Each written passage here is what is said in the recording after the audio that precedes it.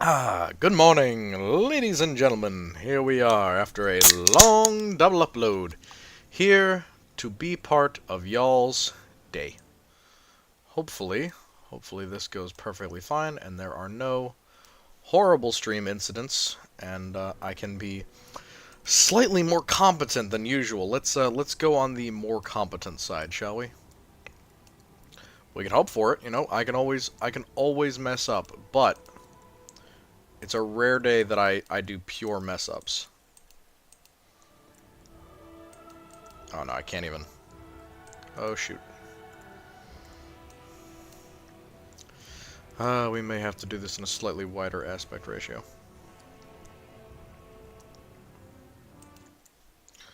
Oh no. Not what I wanted. Oh, good god.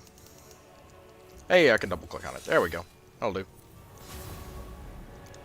Everything else will probably work out just fine. Won't be any issue with it. How is the audio working? Can I pull this over to the side and continue watching it? Thank you. Yeah, that should be just fine if I turn it down just a little bit. Maybe that works? Yeah, there we go. Now you guys can hear me and you can hear the game. That's the point. That's what I wanted. I was hoping for that. Let's do some good old-fashioned Skaven, because I wanted to play... No, I do not want to do campaign introduction. Absolutely not. Okay, and nope, don't want to see patch notes. That's not what I wanted to see. Nope, don't want to see that either. Gosh darn, how do I... There we go. Options. Gotta do some game settings here. Do. Okay. I think it's graphics. Run in window. Resolution. Yeah, that should be correct. That was what I did last time. Oh, I can change these. Oh, I didn't actually know that. Tomb Kings. Queen of the Crown. Not good. Dislike that. Dislike that. That works. I did like this one. I don't remember what year I was in college when this was the thing, but whatever it was, I'm a big fan of it.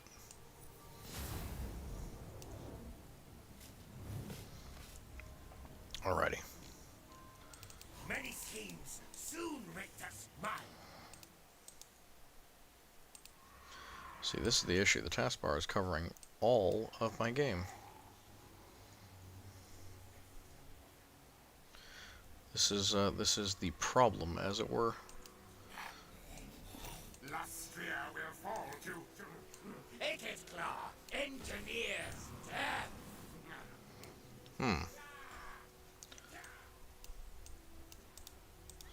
I do not seem to be able to put this in the correct aspect ratio. The real question would be how to close my... Now, let's not do that right now. We are on stream, after all. Alright. Well, if that's not working, and if it's not letting me modify the aspect ratio without basically restarting the damn game,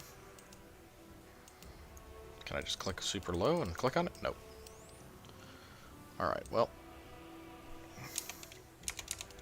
Lord of the Angren. Cork and roll cork up as I Goodness.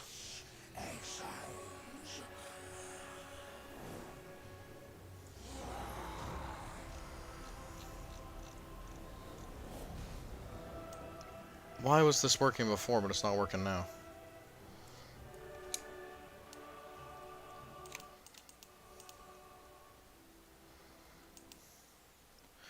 Well, I will figure it out. Maybe it's you. Maybe you are being the problem. We'll have to see. Maybe I have to launch it again? That would be weird. That would be odd. Why would that be the case? Let's try it anyway. If it doesn't work, I'll try another thing. Yeah, if that doesn't work, I'll try another thing. Maybe I have to have it split screen with the stream. We'll try that. And if that doesn't work, I suppose we edit this bit out. We just play some COE.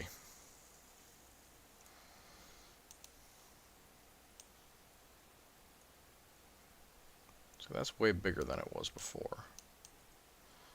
There's also a ton of space before. Maybe we try it with not windowed, but just lowering the aspect ratio? I don't know. I don't know. You'll have to see. Get through all the CA stuff.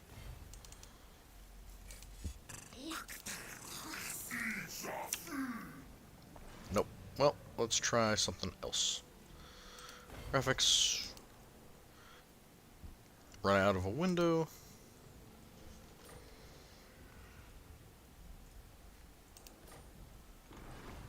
Okay, well that did not work. Graphics, yeah. Run in window. Let's change the resolution. 920 by 740. Let's try that. There we go. That's much more reasonable. There we go. Yes, keep that. Thank you. My god, that took long enough. There we go. Now I can actually see stuff. Finally. We're still good. Stream is good. Oh, somebody actually came in. Hi. Sorry. Yes, we are just messing around with stream stuff.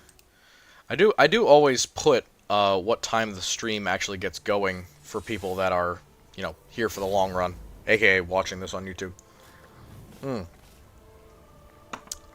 Good stuff. Let's who do I want to play today? I say no.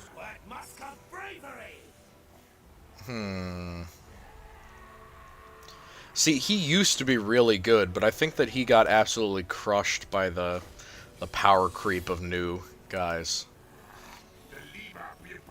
Do I really want to put myself through that level of suffering again and play Clan Pestilence? Or do I want to just play Clan Moors and have an actual good time? Or do I want to play something else? Let's do Molder. I haven't played Molder in an absolute brick. And I love Skaven, and I play all of the Skaven factions, and I basically only play Skaven because I love Skaven, and they are my boys, and I love them quite a bit. We are going to be on until, I think, around 11 o'clock, hopefully. Maybe, you know, 2.5 hours will be enough time. We'll get some folks in. As always, an absolute pleasure when I get people in, but, you know, if we don't get people in, I literally can just keep playing a game that I love and record it with you guys. And then, hey ho, there you go. People may not watch it, but I will enjoy my evening. And, hopefully, it will encourage others. Sorry, I gotta chew in my mouth. Hopefully, it will encourage others to join us next time. But I know somebody's gonna show up. Everybody always does. And plus, it's a Saturday night. Should be prime stream watching time. Not really. I'm just messing with y'all. Uh-oh. Something's glitching. Is this updating correctly? Yeah, it looks like it is. Should be just fine. Always takes a bit of a brick to get these going. But hey, I will be here for a while. Welcoming all comers. We got lots of new friends. That's a good thing. Lots of new people. Lots of good questions. I was glad I got those videos done, though. I think a lot of people were waiting on me to get those done. At least I know that I was waiting on myself. Granted, they were both... Even the Titans one was a little bit under an hour. But I think I poured everything that I could really get out of it into it. Man, you guys are great. Just going back and looking through the comments.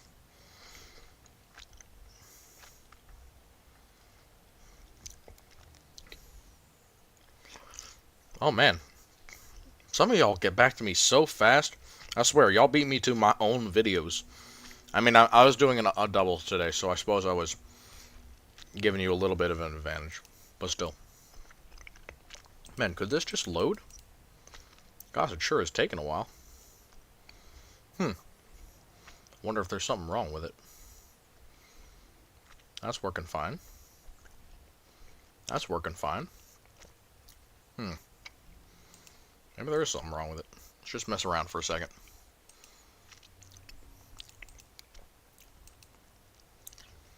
I'm sure that running in a window hasn't damaged. Oh yeah, it's loading. It's fine.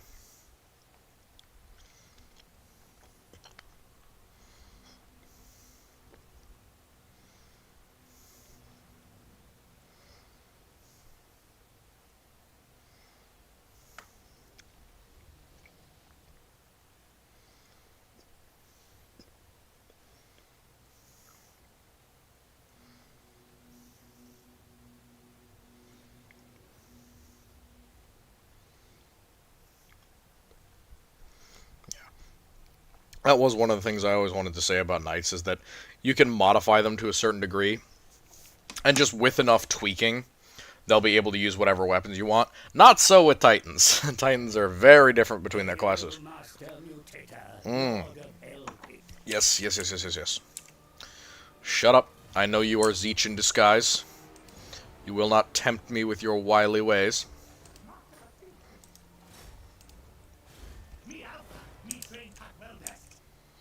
Yeah. See, here's the hard part. I know that it wants me to attack the dwarves, but I do not want to kill the dwarves. I want to not do that. How can I not do that? Alright, let's go to growth, because this needs growth. I want to kill the Kislevits. Twist, mangle, experiment!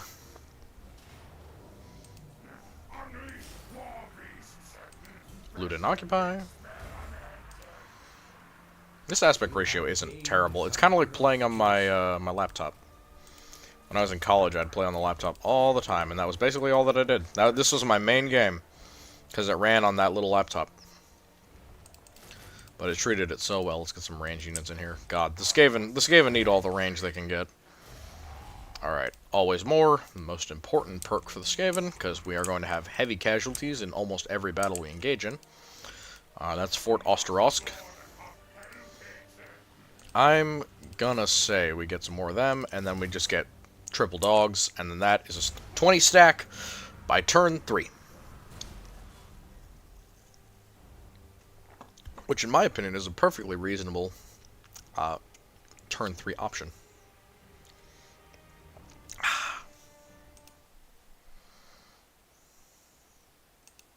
Oh, whoops. Not what I meant to do.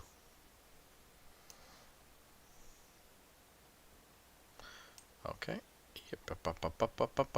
Get the right size. There we go. Alrighty. And yes, the best right in the entire game. Extra food, extra leadership, extra bonuses for public order, and what else does it do? I don't know. It's really good. It's honestly, it has no downsides. It's one of the few, like, rituals in the game that you can just perform and be like, uh-huh, and I'm just better now. All those problems that I had 1 turn ago, they're gone. Oh, you made a poor decision, Dmitry Tsarov. You literal Russian stereotype. How about you drink vodka and commit war crimes too, don't you? Actually, no, he's a Kislevit. Of course he commits war crimes. That's the whole point. Kislevits and war crimes go together like hollandaise and cheese sauce. Which is to say, really well, but not for good reasons. Alright, yeah, I need money, and I need public order. How's Hellpit doing? What are the actual defenses of this place? Okay, so we have a wall, and then we have Plague Monks, Hellpit, Abomination, Rat Ogre. So yeah, we kind of have the classic defenses of a Skaven following group. 14 units, Stragov has 6, Osterowsk has 10. Yeah, that's about right. See, I like that we get a lot of units with our stuff. Yeah, I need a Warlock Engineer. That's gonna actually be pretty hard to get, TBH. Stimulate growth, we need that. Zuishenk. We're just gonna head back to Fort Stragov, just so we get all the bonuses that we did have. And to avoid any unfortunate misunderstandings. Have there been any differences? No, the Skaven specialty units have kind of stayed the same for almost the entirety of this game's life, past, like, Agat Claw. They added stuff for Molder, but it was basically, like, 2 things. I shouldn't really say. I guess they did that for a lot of different factions, but I just felt like in the later versions of the game, especially the different like lords that have come out that have been way stronger than any of the Skaven lords, we've suffered in how many units we get access to. Occupy. Yeah, this thing can get recycled into growth juice. Thank you. And then I will just I will delete these two as well. That is not what I meant. What did I just do? Oh, sorry, yeah. Disband. And then we'll get more... sorry, no, I want wolf rats with poison. Yeah, those ones. See, it's odd, because the wolf rats versus the wolf rats with poison... The wolf rats with poison, you'd think they'd have a green background, right? Nah, they're the ones with the not green background. Make it make sense. It doesn't. Alright, I don't like these dwarves, but at the same time, they're dwarves, and I do not respect them enough to consider them a real threat. If we kill them, it's kind of like running over roadkill. It's like, well, I suppose they got in our way now, didn't they? Similar thing to that. Yes, I don't need... I want to wait and get more stuff, guys. I want rat ogres. That'd be hella good. Honestly, some rat ogres would be very nice right now. Because basically none of these little Humie factions have any chance against me once I get some decent growth juice. Gotta get my juice up. Hey, some good juice. There we go. Alright, Aarongrad. I think this is a full 20 stack, so let's see how our units do against them. Crushing defeat. That is a bold statement. I'm going to siege the crap out of you. And then we'll see what you say about that. Fast armor piercing. Alright, we'll see. I'm confident. I feel more confident than that crushing defeat tells me I should. And if we lose, I can always just spawn a bunch of rat ogres. Alright, Dmitry Zarov, we meet again. This time, I'm attacking you. Last time, I was also attacking you. So let's figure out what we're doing here. Oh, boy. He thinks the dwarves are going to finish me off. See, what he doesn't know is I don't care about any of the settlements I just took. And I will absolutely sacrifice them in the name of spite and hatred. I just want them to stick around long enough to distract the dwarves. Yep, I didn't think that was going to happen. Alright, you are racist. That is a you problem. I could get a whole bunch of rat ogres, but where would the fun be in I'm getting a bunch of rat ogres? Soon, my friends, soon, the rat ogres will rain from the sky. Hopefully. I don't know. Maybe. We'll see. I think having rat ogres rain from the sky would be a scary idea.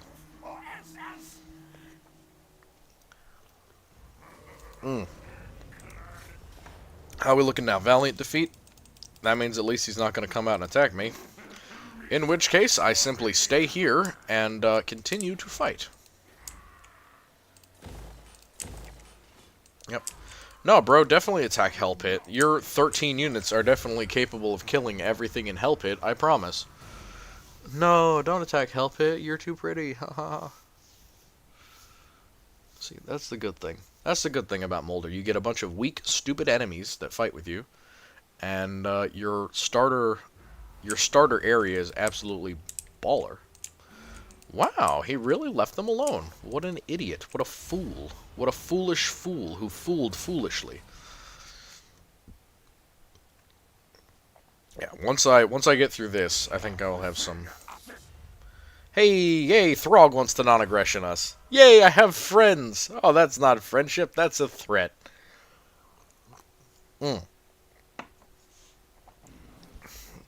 Yay, casualty, replenish rent. That's literally all I care about. Except for that one. Public order bonuses are nice, and so is the speed buff. Speed buff is just good in general. What else is good? I actually don't know what to build here. Yeah, maybe an accelerated tunnel system, because I hate going back to these settlements. They're such a massive pain. Yeah, medium casual. Oh my goodness. Oh, he's so done. He's cooked. I can finally say he's cooked, chat. He is cooked. Oh, sorry. See, at least I don't have to click out of the game by accident and mess up my gaming. My intense gamer session. Tide of Pox. We want this dude to literally just spend the entire game spawning disposable units. Yay, Aarongrad docks. Okay, and yeah, public leadership. Public ownership, whatever it is. What do we got? Oh, Warlock Engineer. Warlock Engineers are good for lots of stuff, but mostly for turning Prague into not as powerful of a city anymore.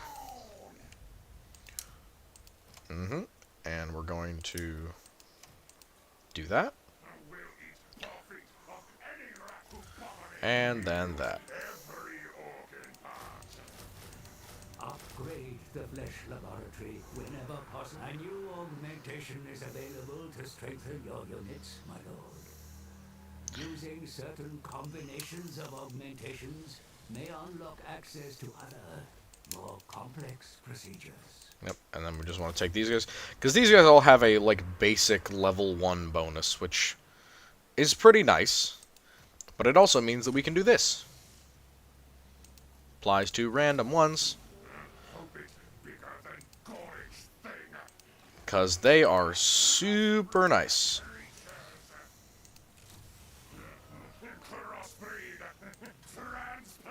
Crossbreed transplant. How much more of this do I have? Oh, quite a bit.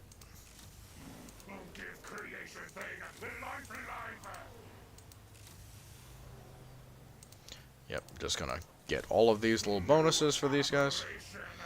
Infantry augments, yeah, these guys, you are getting soldier scum. Soldier serum, sorry. It's like super soldier meds, but for these guys. Armor, definitely for these bros. Muscle development, for sure. Accelerated minds. Oh, I can't get more. Alright, and then laboratory. Yeah, this is the one that allows me to buy stuff for money and food. But yeah, look at that. Look, all these buffs are super, super good. So we got Warp Lane. All this is good. All of this is good.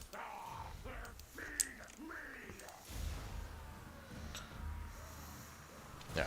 I don't know if that takes movement range. It seems like it does, but I don't know. Absolute pleasure as usual. I hope that folks aren't watching the videos and then not realizing I'm live right now. But maybe they are. Either way,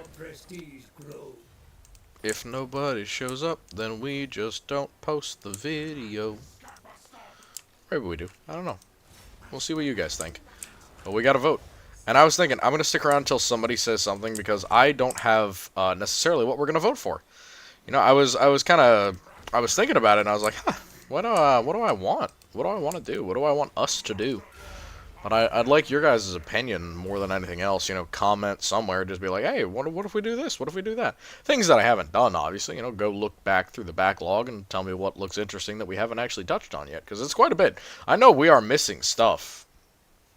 For sure. For sure. But it isn't necessarily like the most consistent of things that we are missing. See, because that's my confusion, is that it is seemingly so incredibly delayed.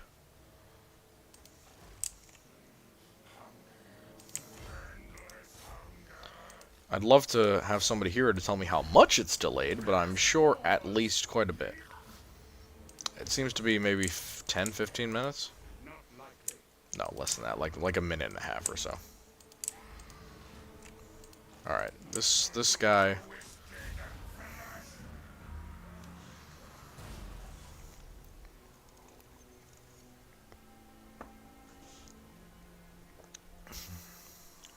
Yeah, I'm gonna raid and then sit here and mess with him that way. Oh, great, dwarves. I don't care. Oh no, if only dwarves were not dwarves and didn't show up and be annoying.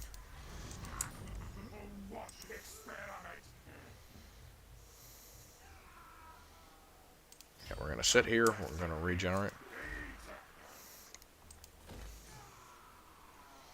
Yeah, we're gonna buff up these. Get our local bonuses up, and then we're essentially gonna siege down this capital. I think we got it with all of our augmented units. I tell you what.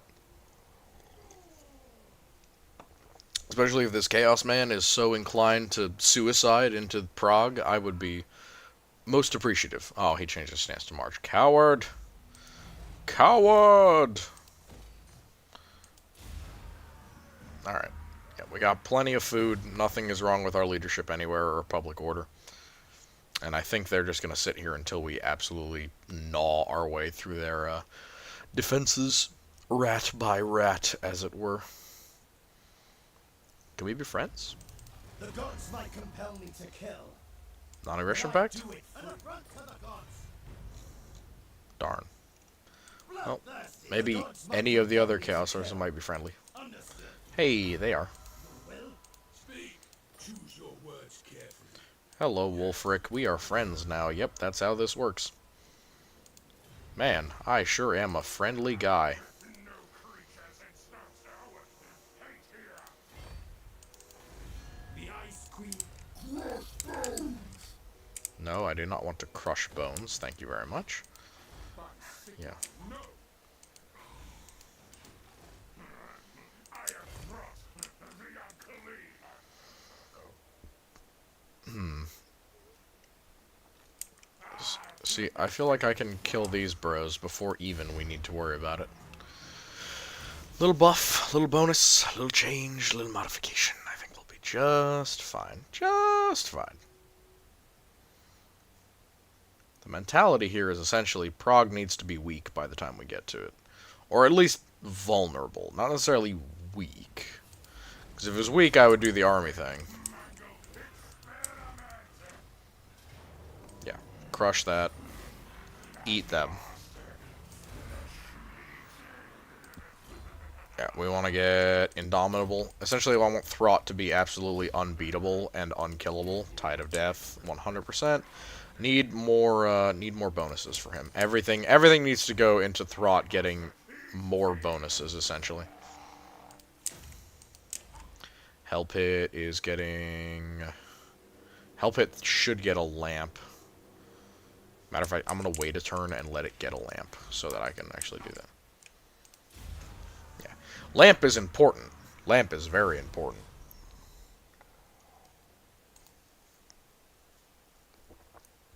Yeah. Very important.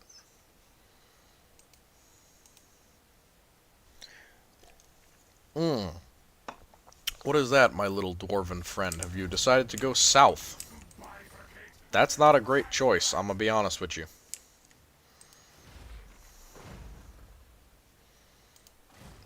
Extra food per turn, baby.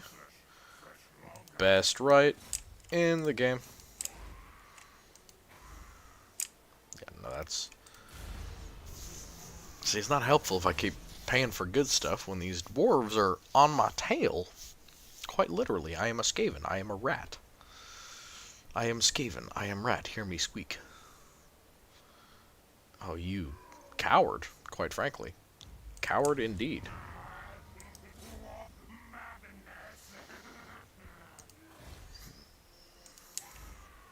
Alright. What can I get? Why can I not get... Oh, it's expensive. Alright.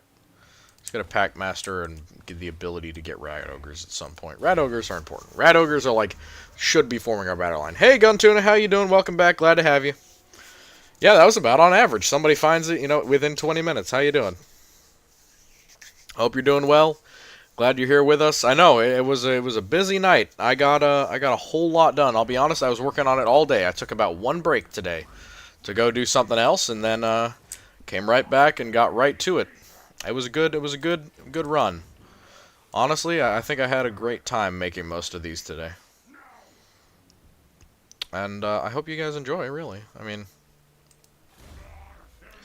I'm kind of just here to calm down myself because my head is absolutely spinning. I'm going to be real with you guys. My head is spinning after all those Titan and Night videos. Oh boy. The numbers and sizes and shapes and ranges and my brain is cooked. I'm doing this to relax myself just as much as to provide content for y'all. But I am actually going to enjoy this. Unlike, finally, I get a freaking lamp. How much money is a lamp? This is like The Sims.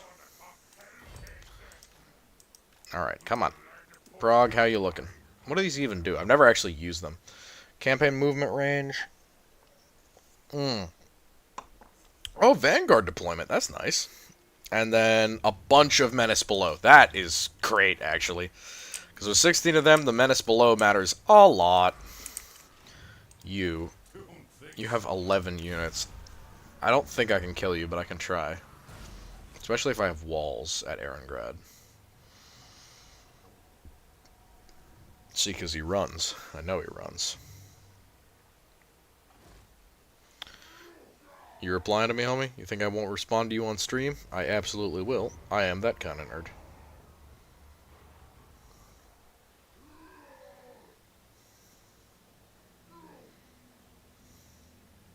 Huh.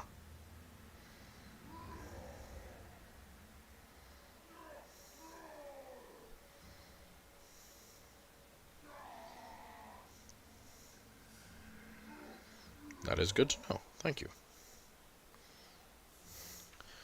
I appreciate that you share your wisdom with me even when you are theoretically viewing the stream. It is an absolute pleasure as usual. I could not be blessed with more dedicated channel subscribers, really. Very few people are as blessed with folks willing to help them out as I am with you guys.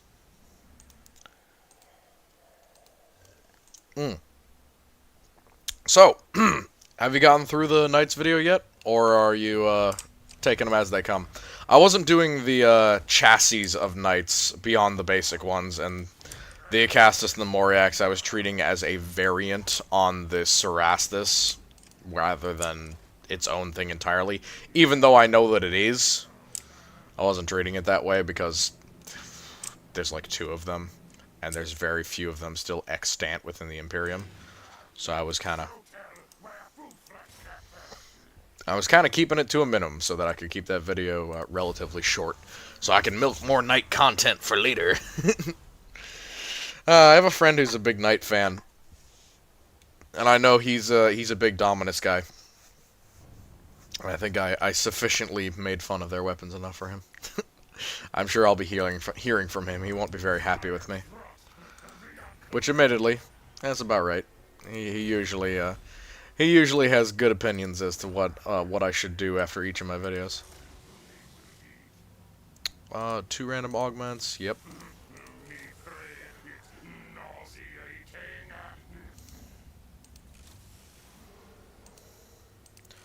I wonder if I can just get these guys all the way up to the random.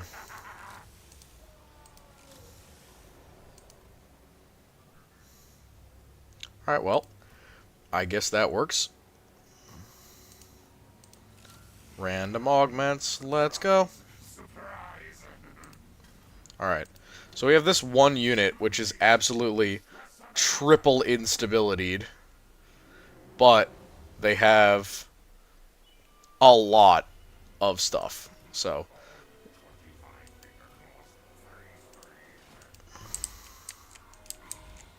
All 25 finger claws free. Absolute insanity, thank you. Because he has 3 fingers, or because he has 3 hands, or 3 arms. And his 2 feet. Alright, has this dwarven bastard...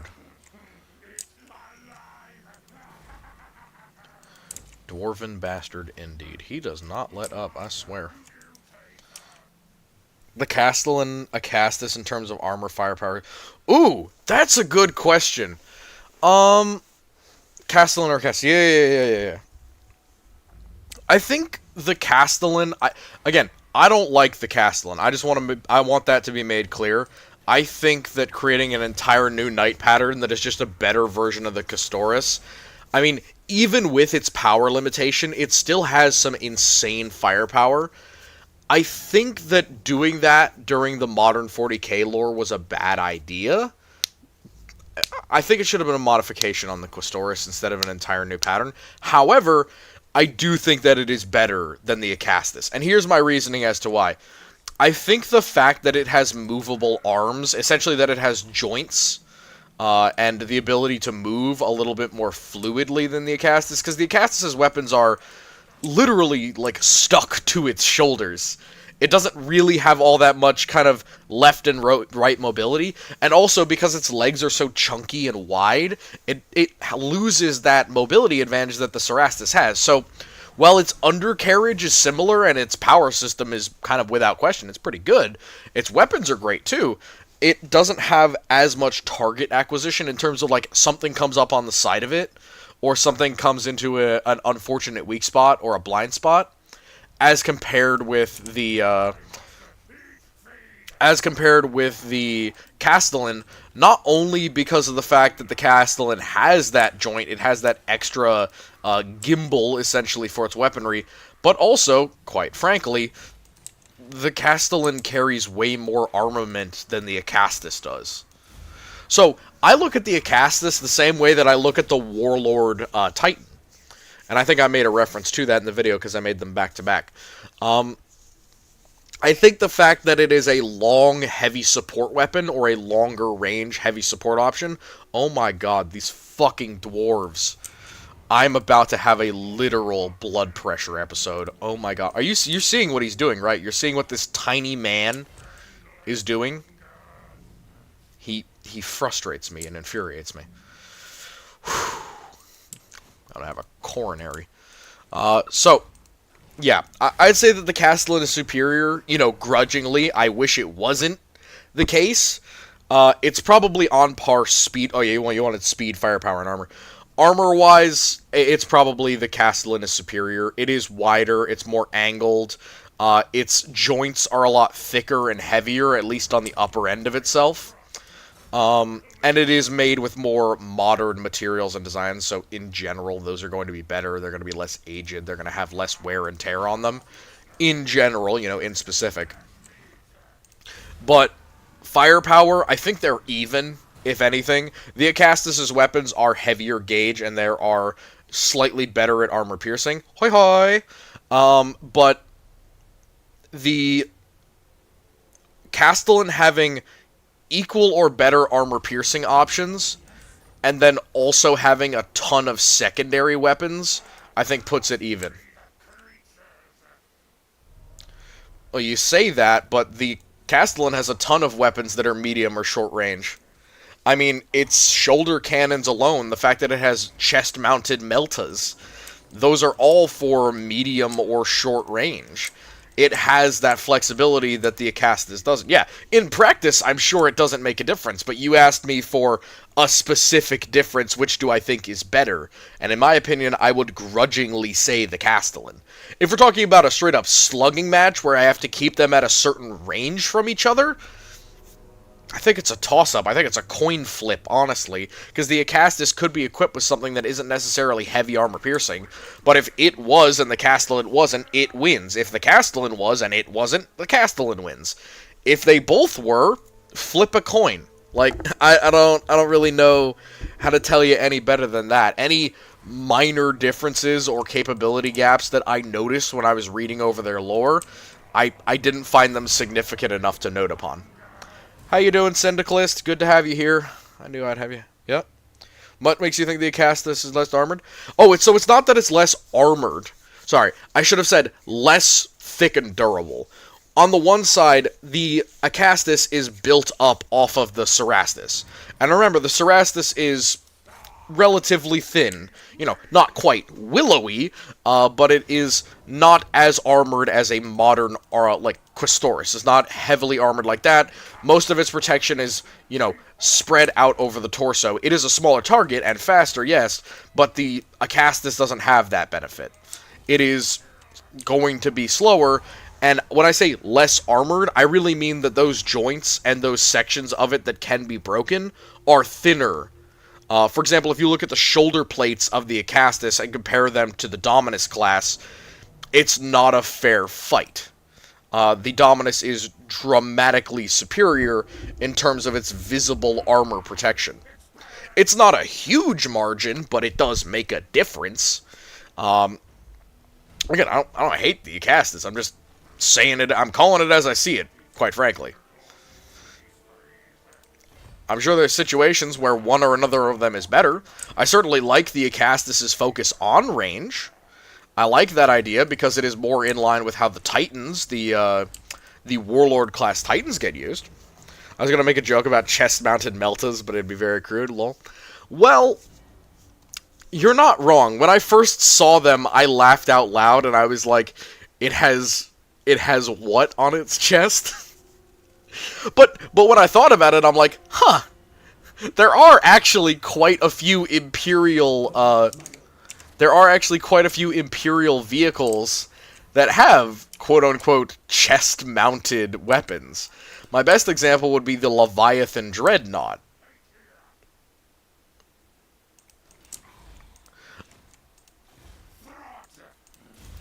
And it has Volkite weapons on the chest.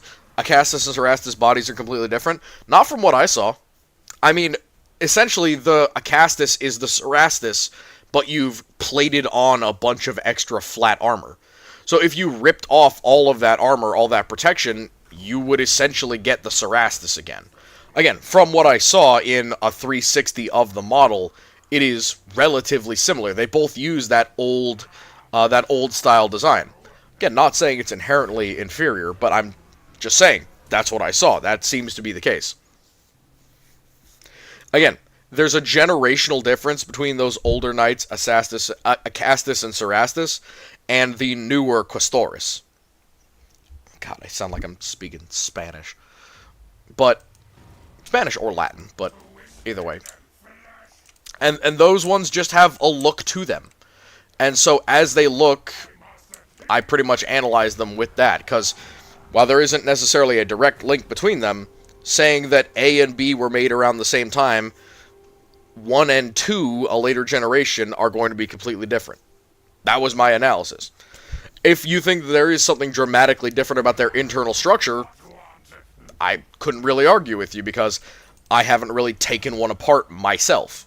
All I did was analyze the model from all the angles I had available, and make the judgment that, oh, it's just a Cerastus that you've put armor on every single piece of it, and, how do I say this? It's like it's covered in applique armor. It would be as if you took a tank, or a battle tank, and then covered the entire thing in applique armor. That would be my best reasoning for what it looks like. Also, yeah, battle tank is fun. Yeah, see, that's another thing. The old Imperator Titans used to have a gun in the groin. And they also had a bunch of guns everywhere else. They've kind of removed that now so that you can no longer shoot at an opponent with your crotch. I couldn't imagine why they'd remove that from the game. That was such an interactive component of the setting, I suppose. Oh, I'm gonna get killed for saying that. But yes, there used to be a time. Hey, the Works Titans. Unarmored bodies next to each other, the Acastus superstructure is visibly more bulky. Yeah, no, that's fair. That's fair, but I'm still gonna call the Dominus as even bigger. Because if you look at the torso of the unarmored Quaestorus against the torso of an unarmored Acastus, you can see that the Quaestorus is bigger, and then we know that the Dominus is a step above that in size. So, my comparison is relying upon these, meaning that I will effectively come to the same conclusion. I would agree that that makes some difference, not too much difference, in the actual performance of the vehicle, so to speak. But yeah, I'm not discounting it at all. Also, come on, you're telling me that all these monsters plus all these rat ogres is not enough to take this? Oh my god, you're lying to me, game. You are lying to me, game. I do not believe you. The Skavens suffer as usual. So you have to defend all of my structures because this guy is such a massive pig head. I hate him. Yeah, see, the funny thing about Molder is that they're eating each other. Orc Titans still have them? Yeah, I'm sure they do. Yeah, I'm sure the orcs find that funny. Believe me, I would trust that idea. But I would also hate to be the orc who is effectively having to operate the groin gun. For no particular reason.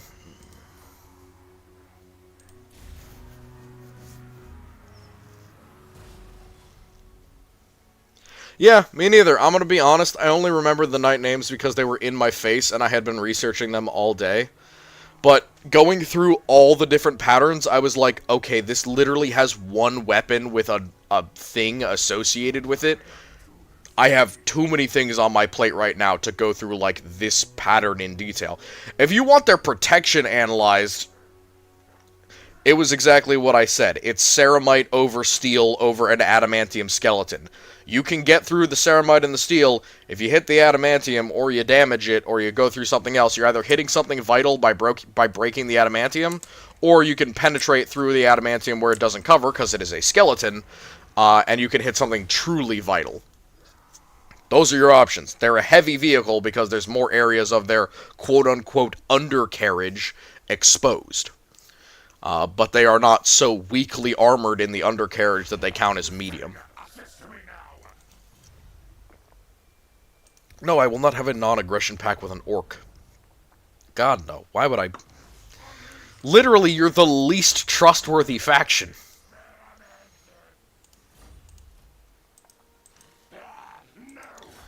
Okay, come on. Just die already. How are you fighting me with this many friggin' mutant monsters? What in God's name is going on? This is madness, insanity, prosaic doom. The Skaven suffer, as I have said before. 14 billion Sherman variants, new designation because it's made with a Chrysler engine rather than a GM motor. I have that same issue with 1911s. Where people go through and they're like, ah, yes, this is the Browning, this is the High Power, this is the random car company who made 1911s for like 2 years in 1944. It cost $500,000. And I'm like, yeah, this is why I buy revolvers. You're all insane. You are all insane. These cost too much and you are stupid. I don't want to buy this from you. Yes, 1911 is a 1911. If I wanted to fire 45 ACP, I'd buy a frickin' Glock.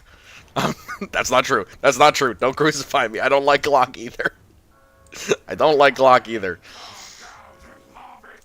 Also, let's be honest, there are 1911s made by, like, Italian companies in the middle of the war, and it's like, does anyone really care what this traitor Italian company was doing making 1911s? You realize they were probably making handguns for the Italian army as well, and they just felt bad about it, or they didn't want the Americans to shut their factory down. He just offered me $200 to fuck off. I'm so mad. He just literally offered me $200, waved it in my face, and told me to fuck off. Please suffer and die. I want you to experience pristine agony. Alright, Monster Labs. Let's see. I want to get this one. No, I want to get... What's the one that gives them multiple buffs? I don't want Cellular Instant. Where's the thing that gives them a bunch of buffs? Oh, there it is. So we want this one, this one.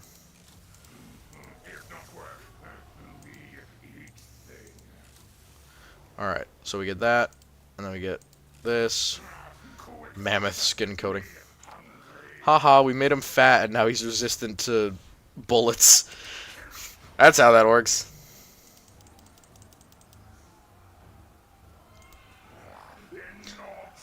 Treats like a baby.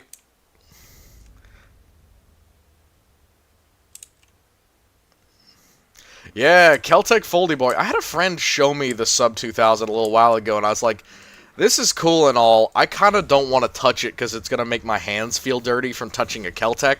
But, sorry, I don't want to be mean. But he did also do something to it, which I think anyone who owns a Keltec should do. He went and got it custom rebuilt with steel instead of plastic and aluminum pins. So essentially, he sent it to a company that took it all apart, took out all of the screws, all of the pins holding the action in place, and replaced them with solid steel pins. And I think that's something that anyone should do with a weapon that is that modular. I say modular in the sense that it breaks in half. I count that as modular. Anyone should do that because Well, it's just a safety thing, honestly. I would be concerned about using that myself, much less giving it to somebody that I cared about. Which, as another reason, I'm a revolver guy. I am 100%. I'm a big fan of revolvers. Mostly for the fact that, they're not going to jam, and they're not going to suffer all that much in terms of wear and tear. Or at least if I take good care of them. Which I do. I take very good care of my revolvers. Bunch of gum numbers from the 1910s and 20s. Loads of neat ideas with zero practicality. Welcome to a vast majority of gun brokers. But also, yeah. I mean, Kel-Tec is known for, using materials in their guns that maybe shouldn't have been used. I think the specific one is plastic. Maybe they should stop doing that. But yeah, the Kel-Tec is nice. I mean, depending on what you're using it for, it could be either really, really cool or super unnecessary. Do you want a 9mm carbine that does 9mm things while also being relatively small? Sure, it fits in a briefcase, so it goes up there way past a bunch of close protection weapons. Myself personally, I never liked single stack or double stack handguns. I didn't like anything semi-automatic, mostly because I'm not a huge fan of 9mm. I don't know why, but I think it's just the gun nerd in me who finds 9mm so milquetoast that I'm like, I can't have my handgun, my carry gun, be in 9mm. I was like, I can't do it. I need something different. I know it is kind of an egotistical thing to be like, oh yeah, I need to be different, but I genuinely have like a serious need of being like, I can't just have the same bullets that everyone else does, because I will lose my mind if it's like, oh yeah, 9mm this, 9mm that. Also, let's be honest, there's a reason that a lot of people panned 9mm back in the day. It has limitations, really bad ones. And if your goal is not just, I want to carry hollow points just because I have them. If you want some more variety, you have to go a bit bigger. And that is exactly what I did. 38 Special. It's what I'm practicing with, and to be honest, it has performed incredibly well in its first few tests. Yeah, 10mm rated for bears. It was something on my mind, but since I was looking for a revolver, I was going around like, do I get a 44, do I get a 357, or do I get a 50 AE or 500? And I went down and I found a nice little spot, and I'm like, okay, I'm gonna get 44. But then once I looked and I was like, okay, this is the 44s that are available, and I'm like, oh, all of these are like $2,000. I can't afford that. And they were very expensive, and I was not gonna buy those. So that was kind of the end of that. But it was good while it lasted. While I thought I was going to get that. But yeah, 38 has so far treated me very well. I've been practicing with my my revolver, and it's been an absolute pleasure. Honestly, one of my favorite guns to shoot. Because I've fired 357, and it has too much kick for me to be accurate. I don't claim to be a very good marksman, but I was pretty good. I practice accuracy with pistols at around 40 feet, or, around like 40 yards. So, man-sized target at 40 yards, I aim to have like 80% accuracy rate. Because, anything closer than that, you just get better. And I hit it with the 38, but I couldn't hit it with the 357 because I tried for like a couple of years. I had a friend with one, and I was practicing really hard, and I was trying to manage the recoil and figure out how to do that correctly. And I tried over and over and over again, and it was just too hard. I couldn't do it. Because it was like, there's too much muzzle flip, or there's too little muzzle flip, or you're aiming down too far, or you're not aiming down far enough. And, lining up the sights at the time, I was much younger, and I was practicing, and I was like, I can't do this. It's too heavy. It's too uncomfortable. There's too much kick. But the 38, it's got a 6-inch barrel, and it's a beautiful double-action trigger pull and a incredibly light single-action trigger pull. So yeah, it was an absolute pleasure to shoot. I took it out last week. Sorry. Could I have a historical gun? No worry about ammo or maintenance. What was you get? Well, see, you have a Maxim gun and a Lee Enfield on the mind. I do like the Lee Enfield, but the thing is, I've shot a lot of historical guns. For example, I own a Mosin Nagant, and while that's not an impressive feat, plenty of people do, I shoot with my Mosin out to like 500 yards, and I was practicing with it at that range with iron sights, and I was like, okay, this is a pretty reasonable marksman's rifle. And I think most of the World War II guns would fall into that category of like, okay, reasonable option for a historical firearm. But one of the things that I really loved, that I really got into, was I got a Italian Carcano, the paratrooper version of the Carcano, and I would not part with that for a replacement heart. I would not part with that rifle, even though it's hard to get the ammo, even though it's hard to maintain it, even though cleaning it is a chore. I would not part with that gun if you held another gun to my head. I love it so much. I love the fact that it's a historical gun. I love the fact that it's an actual combat gun. I love the fact that it uses weird ammo, uses 6.5 by 51 or 52. I have to get that stuff special. But yeah, it was such a beautiful, like, one in a million chance acquisition that I was swept off my feet by her, and I still love her today, even though I don't shoot her as much as I used to. Imperial Mosin, yeah, those are really nice. Yeah, no one but Imperial Russians use. Yep. So one of the things that I had to complain about with the Mosin was if you fire it a couple times and then you try and change the accuracy, or you try and change the sights, oh, it burns your hands. Oh, it burns your hands a lot. I had a 2 burned into my finger from trying to change the pop-up sights on my Mosin, because I had put 15 rounds through it, hand-loaded one after another, like one every second or so, because I was practicing how fast I could hand-load and fire with accuracy, you know, soldier style. I burnt the crap out of my finger so bad that I screamed and dropped the gun, because I was like, ah! I was near bleeding. It was bad. But I learned that day that you do not put a lot of heat through those old rifles and then try and change the sights.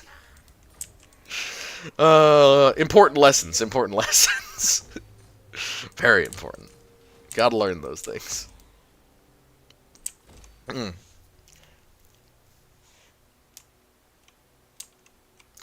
Alright, well, you know, that's something to reanalyze. But from what I saw, from the pictures that I looked at, it seemed like the Questoris were a bit bigger. Especially width-wise. Also, the skeletons, yes, I would agree to that. I was talking more about the size of the shoulders and just the size of the torso in general. Also, where did you get pictures of the skeletons? I'm not going to question it. That's not what I'm worried about. If I got that wrong, I apologize, but if I'm being honest with you, there's not enough of a difference that I was going to put too much emphasis on it in the video. I can understand that, but also, let's be honest, how many times are you going to see those in your lifetime as an Imperial Guardsman? Or as anyone, to be honest. Those are relatively rare. Not perfectly, not super rare, but, you know. Ah, well, relatively rare as knights are relatively rare. But even further so. Yeah, I need to raid.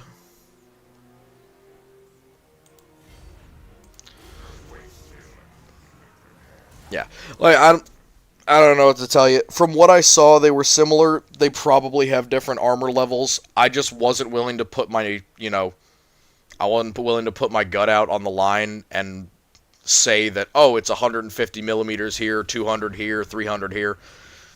Not that I wouldn't do that. I was just like, I don't have access to the information at the moment, and since I was doing a double upload, I will admit I did leave some stuff out that I probably shouldn't have. I apologize about that. What gives you thought? What gun do you bring with you? Ammo's not an issue. Lever. Why would you bring a lever action? What? Why would you bring a lever action? Am I allowed to pick canonical 40k guns, or do I have to pick something from real life? That's a good question, because that actually does change it. Because if I'm allowed to pick any auto gun to ever exist within 40k, I'm going with the blood-packed AK-47, because that's an AK-47 or an AR-15 chambered in 4570 government, with tool steel rounds. So I'm absolutely picking that one, because 7.62 with tool steel armor penetrator rounds that is also capable of firing fully automatic is one of the most overpowered weapons in human history, and is basically like a shoulder-fired anti-materiel rifle.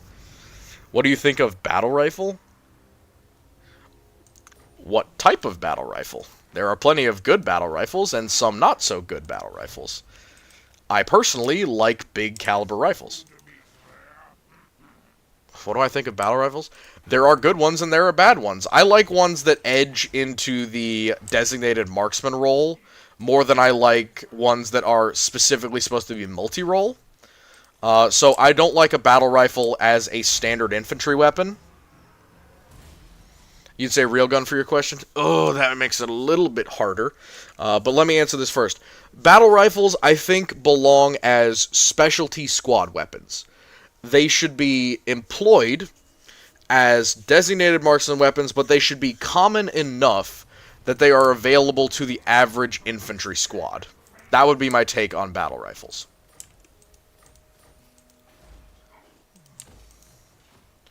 Sorry. So, real gun, I have to take into 40k. Do I get to choose what I'm fighting, or is it just anything? Am I choosing, like, a general purpose firearm? This matters a lot, because if I'm fighting Tyranids, or if I'm fighting Orcs, those are going to be very different weapons. Oh, fantasy? Doesn't matter. Let me think about that. It would take me a second. It'll take me a second, but if I'm going into fantasy, I'm definitely going to be on the side of chaos for obvious reasons. In which case, I think I would take an M14 or an RPD. No, definitely an RPD. Because the RPD for a light machine gun is relatively light. It is relatively simple to maintain, and I'm pretty sure I can figure out how to take it apart and clean it on its own. And as long as I don't have an issue with ammo, 7.92 or 7.62, I forget which it fires, will drop most people, regardless of what body armor they're wearing, except for Chaos Marauders. And since I'm on the side of Chaos, I would absolutely take the RPD or the RPK. Probably the RPK, just because it's lighter. The U.S. military adopting one being the X-7. Yeah, I know exactly what the... See, I should have guessed that was going to be your question. Why do I do this to myself? I say shit, and then I have to answer for my words. Well, here's the thing. You guys are evil. Y'all are mean. Y'all know what to ask. Well, on the one hand, I am actually very concerned about body armor in our near-peer neighbors. So that's something that, people kind of think about as, oh, it's not going to be a problem. Russia doesn't have it. They don't have it. It's not that those enemies aren't going to have body armor. It's, what if they do? What if they do? What if we don't know? What if they start printing out, steel 15mm plates and start giving it to everyone as sappy plates? And then 5.56, it's not gonna do the job, guys. Like, semi-armor piercing is not capable of doing what we thought it was back in the day. We assumed a lot of 5.56. We thought it was the absolute cream of the crop, best possible option. It was a perfect in-between of all these different calibers. Whenever we tried to replace it, we just ended up going back to it. The issue became, and continues to become, outside of 500 meters to 800 meters, aiming 5.56 because of its loss in momentum, became a massive pain in the ass. So, 277 Sig Fury, which I believe is the civilian name for 6.5 millimeter or 8.5, what is it? Doesn't matter. Whatever it is, whatever the new military cartridge is, the civilian name for it, it is going to be a flat shooting cartridge out to 800 meters. That was the point. That was the upgrade. The idea was the American soldier will have to kill X number of enemies because he will always be outnumbered by our near-peer nations. Whether it's Russia, whether it's China, whether it's anywhere else in the world, if anyone stands up to the United States, it's assumed that they will be more numerous than us, and it's assumed that our soldiers will have to question, or will have to kill X number of enemy soldiers in order to make up the money and cost to provide for them. A good way to do that, the best way, which is what we determined in the 60s and 70s with the ACOG programs, or maybe that was in the 90s, whatever it was range. We need to outrange the enemy, we need to have better lethality than them, and in addition to that, it would be nice if we could have fire superiority in addition. Which, I'll be honest, nobody is complaining about the machine gun. So, I'm pretty sure that fire superiority is confirmed. Not to mention, I saw the machine gun's performance against concrete and cement. Fucking beautiful. Gorgeous, honestly. I literally, I was so happy when I saw that thing shatter a cinder block. I was like, oh, that's gonna be a legendary machine gun in the future. I was very excited to see that LMG in practice. But yeah, I think that all of the hate that it's gotten is a little bit overblown because at the end of the day, the goal was create a rifle that fires with accuracy out to 800 meters-ish, relatively flat shooting rifle, and then secondary goal was make a weapon that can overcome our near-peer enemy's body armor. I think we achieved both of those goals. So I think that the program was not a failure. I think that it took an unfortunate amount of time. That's for sure. I wasn't happy with how long it took. It definitely wasn't an easy procurement process. But yeah, to be honest, I don't think it was a failure. I think it's a pretty solid idea. I'm excited to see how it works in practice. There can always be failures that we don't see. There can always be issues in deployment that we don't really understand until it's time to really get going. Why don't we go back to 308? Well, 308 was good, but the guns that fired 308 were heavier than the ones that fire this current caliber. By a significant margin. For example, if you compare the Scar H, well, I shouldn't say significant margin, by a margin that would make them relatively less of a good idea. Scar H is heavier than the MCX Spear or the SIG Spear. Not by a huge amount, you are right, but by a margin that the military doesn't want, because people are already complaining about the rifle. If we went back and admitted that we were wrong, and also went back to a heavier rifle altogether, not to mention the ammunition is a little bit heavier with the hybrid casings, or rather the hybrid casings are a little bit lighter than Trad 308. Also, I don't care about NATO specs. NATO does not help us. NATO are not going to be actually helping us in any way. They are a defensive force, if anything. I know. Hot take. We've literally been complaining about NATO not pulling its own weight for, I don't know, the last decade. It hasn't changed, guys. They haven't really improved all that much. Britain is trying. I respect Britain for trying, but right now, Britain is getting outstripped by frickin' Poland. Poland! Guys, for real. Britain is being outbid and outpaid for and outmilitaried by Poland. That should be embarrassing to British people. Honestly, I would not show my face again. That is embarrassing. Poland! Of all the places! Poland! Yeah. I like the fancy optic. Sorry, back to the main thing. Yeah, armor penetration was one of my main concerns, and oh, it checks the box. It checks the box well, and I was happy about that. Even the machine gun does it pretty good, too, and that's a good thing. Sorry. Before I went on my rant about the Polish. The Poles! The Poles! Unsure about the gun. Fancy optic. I'm interested in it. Does advertise, then I'd make it infantry turbo leaflet range. Yeah, that's the point. It's literally like supposed to be a smart scope. Which, I don't care if it works. If it even does half of the stuff they say it can do, worth. Absolutely worth.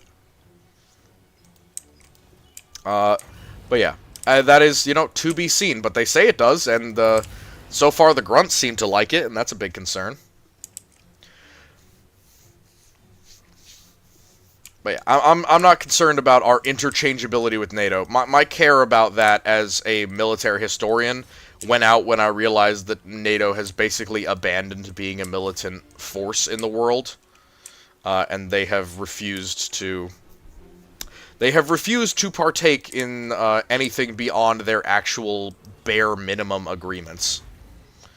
Not an insult. They have their own things to worry about. But I'm also not going to say that I'm happy that our allies are essentially letting us subsidize their military budgets while they go and do other things. You know, it's not malicious. I just genuinely, I don't like it when traditional militaries or when military forces that used to have a lot of clout, power, who were our allies, just kind of decide to give up or redirect all their energies towards something else. And you know, I feel like as the United States, we should just go and we should go and do what they did. We should just transfer back a lot of our budget and just be like, okay, if you think there's not going to be a war, if we don't have to defend you, we're going to roll back all of the army groups that take part in European operations. And you're not going to have the benefit of a U.S. military group in your country. You're not going to have the benefit of cross-training. If you're not going to pay for it, if you're not willing to, you know, subsidize your own defense, why are we doing it for you? I wish it wasn't the case, but it is. Poland's doing well. I'm excited. I really am excited to see what happens to them in the next few days, or in the next few years, because K2 Panther, they bought a bunch of Abrams.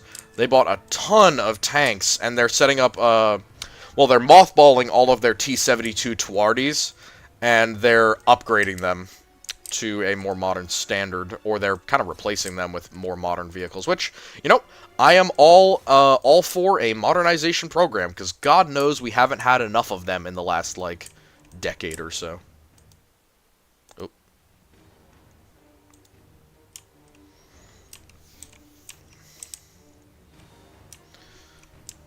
I mean, that is a point. That is honestly a good point. I wouldn't even disagree with you on that. Russia has proved embarrassing. That doesn't mean that we let our guard down. Yeah, that's a very oh god, that's a very good point. Poland is no longer a roadblock; they are a spike strip. I think the Polish would agree with you. I think that their people are also absolutely not going to roll over ever again. They're much like the French. I feel like, you know, fool me once, shame on you. Fool me 11 times, shame on me. But yeah, Poland is nigh on posturing to invade Belarus, which is a bad idea. But damn, man, the stones, for real, the stones. To even think of doing that as little old Poland, whew! Hats off to their prime minister, man. He's got some chutzpah behind him. Especially when I see him engage with the EU Parliament, and he basically just, he talks shit. He talks mad shit to the EU Parliament. It's good stuff. I like his videos. I like videos of him. Sorry. Russia proving to be less than capable of invading their direct neighbor, not even sure if NATO is worth it. Well, yeah, just, I wouldn't let my guard down.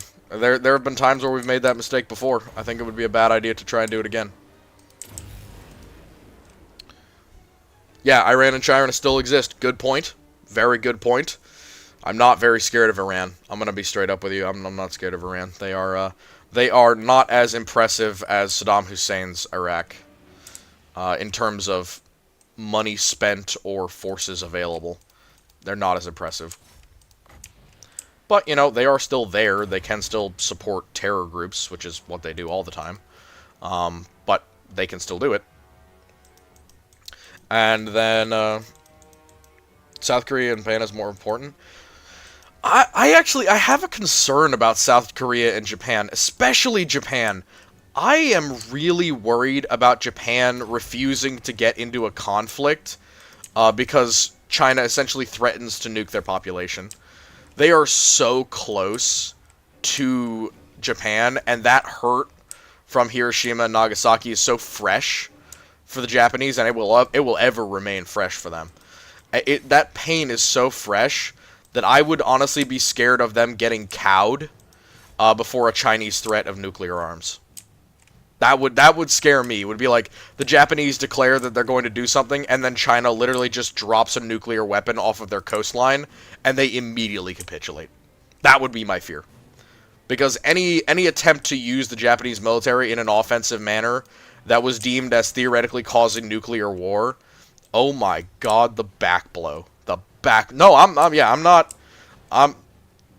They're not scary, but I still shouldn't underestimate them. Oh yeah, Iran. Yeah, Iran, and I'm scared of China. I'm scared of China a little bit, at least. Enough that I'm not gonna badmouth them here.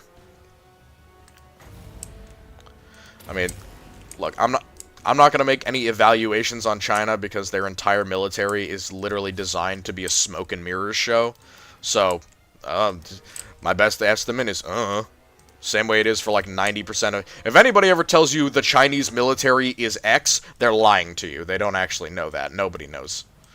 Like, the little we know comes through 30 layers of censorship and 5 different mouths, none of which we can verify, so I take none of their information as legitimate. I just go through what is available knowledge that has been proven, and believe me, of that, there is very little.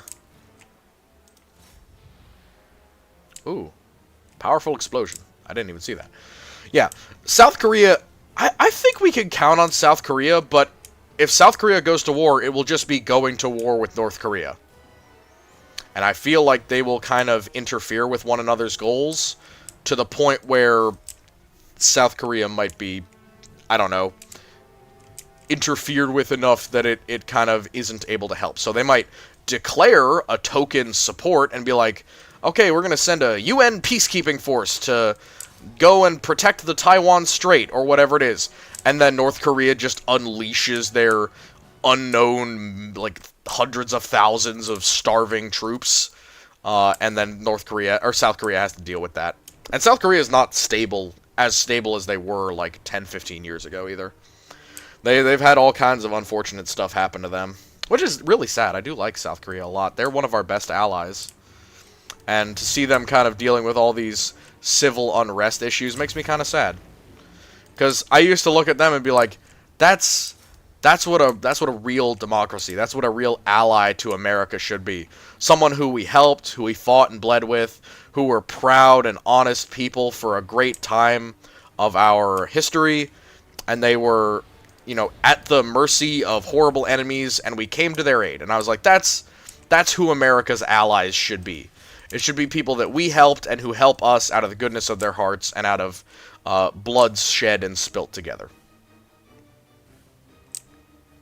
Yeah, it's easy to underestimate other nations. Here's how I avoid doing that. I pretend like I am not the United States.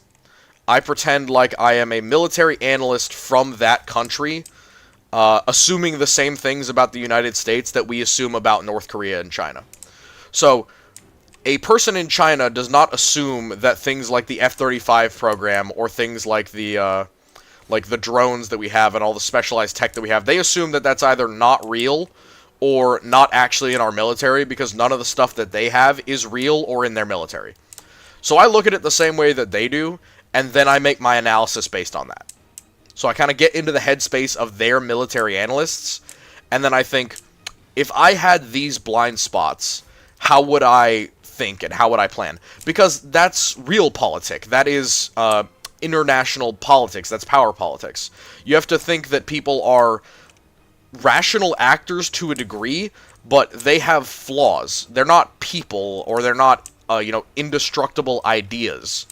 They are flawed. They have issues. They have blind spots, things that they don't understand, things that they don't see, things that they refuse to see. You know, the Chinese probably look at the American society and they go, well, they're very vulnerable to cultural subversion. We can turn them against one another, without realizing that the Americans are like the Russians. We treat foreign invaders really, really harshly. And we do not take kindly to that stuff. No matter how divided or divisive the rhetoric of our enemy is, the U.S. does not take kindly to people interfering with or attacking us. It's one of the reasons why Pearl Harbor was so unfortunate for the Japanese. The Japanese assumed rightly that the Americans didn't want to enter the war. However, they made the poor decision of thinking, well, if we just bloody them here and destroy some of their assets, they will give up without further fight. They made the mistake of not realizing that once you give the Americans a reason to fight, oh, you're not coming out of it alive. Oh, you're not coming out of it alive. And you know, times have changed. It's not the 1940s anymore. I can't pretend like that mindset applies anymore, because it doesn't. But there are now new, different mindsets. We have plenty of people in the country who are willing to go to war, maybe not for the right reasons. Plenty of people who are just willing to do horrible things to bad people because they've grown up on the idea that that is what you do. You know, the eternal wars in Iraq and Afghanistan are a good example of that. But even then, is that such a horrible thing for morale? I don't think so. I don't think so. I think it serves us well. I think it has served us well as well, you know? You look at the American young doughboys who went over through Normandy and Salerno and Italy. They didn't show quarter or forgiveness to the Italians, even though they hadn't been fighting them for all that long. And a lot of them were Italian Americans. No, they treated them just as harshly as the Japanese. Yeah. Yeah, it's just a different mindset that you have to get into when you talk about aggressor nations. Man, that was a lot of mill pole in like 5 seconds. Alright, Tuna's still here. Good. I hope I didn't fry your brain with that massive tirade of unasked for information. Here's another thing. I feel like we discount Australia a lot, but Australia is our friend. Australia is not a great military power. It's not a military nation in the traditional sense, but we give them lots of nice stuff. We gave them, like, what, 19 attack submarines the other year? We upgraded their entire submarine force out of stuff that we mothballed, because the U.S. hoards military equipment. It's so funny that we can give away our hand-me-downs and all of a sudden make a random country the most dangerous country in the region. Out of just, like, essentially the garbage that's in our hand-me-down box. And we're like, here, you know, you can have this. It's nice and fun. Don't poke your eye out. And they just go, I am become death, destroyer of worlds. It's a funny idea. It's a funny idea, especially because we do it to people who you'd never expect, you know? We did it to the Australians, and they were like, oh, yes, we are now a military power. Hey, China, get fucked. That whole, like, metal embargo thing and the mining stuff and the wool, all of that basically grew out of Australia having a newfound sense of confidence in that the U.S. was backing them. Which is a beautiful thing, let's be honest. That is a positive reaction to American intervention. It's not really even intervention, it's just kind of assistance. Giving out supplies to those who are less fortunate, like the Australians. Korea's a little different. Korea has a lot of homegrown military infrastructure, which, I mean, is good. Is good. Is good. Definitely good. I am more worried about China than I am Iran, but that's mostly because I think if we beat Saddam Hussein so roundly, I think that Iran would fall just as easily. Honestly, probably more easily, because at least the people loved Saddam. Or, they feared Saddam, and they hated his sons, but they loved the Americans not at all more. And they loved the economic prosperity that they had for a little bit due to, you know, oil and such. So, I wouldn't say that I said that wrong. They don't love Saddam. They just don't like us. and they were pleased when unfortunate things happened to us. And, well, that made them pretty easy to just roll. In addition to the fact that, they were the third largest military or fourth largest military in the world because, other than the Soviet Union, it was the U.S., Soviet Union, and then Iraq. And at the time, that actually meant something. It meant that they have a lot of anti-air systems. It meant that they had lots of tanks, thousands of tanks, very, very large number of armored vehicles. They had lots of aircrafts. They had a functional navy. All kinds of stuff. And we, we disabused them of the notion that we were anything close to alike. Me not finished with things yet. I think that's the best description of what we did. Trust this one. Oh, man, I don't know what to do with this guy. Flesh Snatcher, that's a good one. Alright. Collapse. Not bother, brother. Me, bro. No. Alright. Pretty good. Grab some more.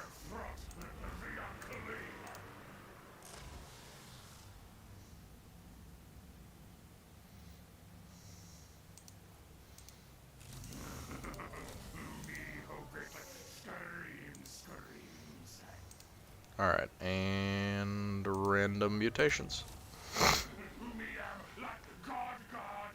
Me am like God. I love Skrulk. He is straight up psychotic. Aw, no. That's not fair. I wanted a fun thing.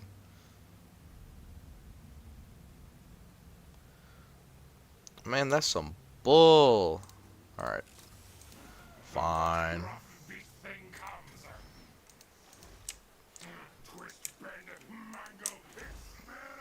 Alright. Frozen landing. We take these two, and then we go back.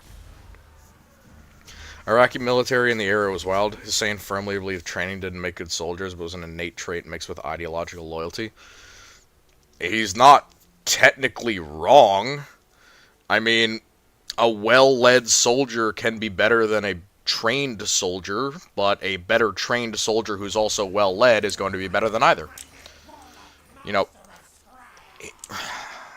How do I say this? A Krieger is not a good soldier because he is willing to die. A Krieger is a good soldier because he is a good soldier who is willing to die. That would be my reasoning. And that's also why I don't like Krieg all that much. It's not that I don't like Krieg, it's that I don't like people's idea of the Kriegers as this kind of suicide militia. They are an advanced, highly specialized, highly well-trained Imperial Guard regiment, and people do not give them the credit that they deserve. Not at all. Alright, well, this is going to be fun. Yay, death. Sorry. Yeah, they neither had good leaders nor good training, only good equipment. I'm going to be honest with you, their equipment wasn't good either. T-55s and T-72s. They got absolutely obliterated. Not to mention that their aircraft barely got off the ground, and when they did, they were shot down in so many numbers that they buried the aircraft and stopped using them after that. Not entirely true, but there are quite a few examples where the Iraqis were just like, They shot down how many aircraft? Okay, good, and we're not doing that again. Yeah, good compared to anyone that isn't Iraq. Yeah, good compared to anyone who isn't NATO. Well, that's not true. Remember, South Africa, Saudi Arabia, Kuwait, and all these other minor NATO countries. Again, 29 different nations participated in Desert Storm. Plenty of them were using the same weapons the Iraqis were. Plenty of them were firing at each other with AKs back and forth. Lots of them were using the same T-55s and T-72s.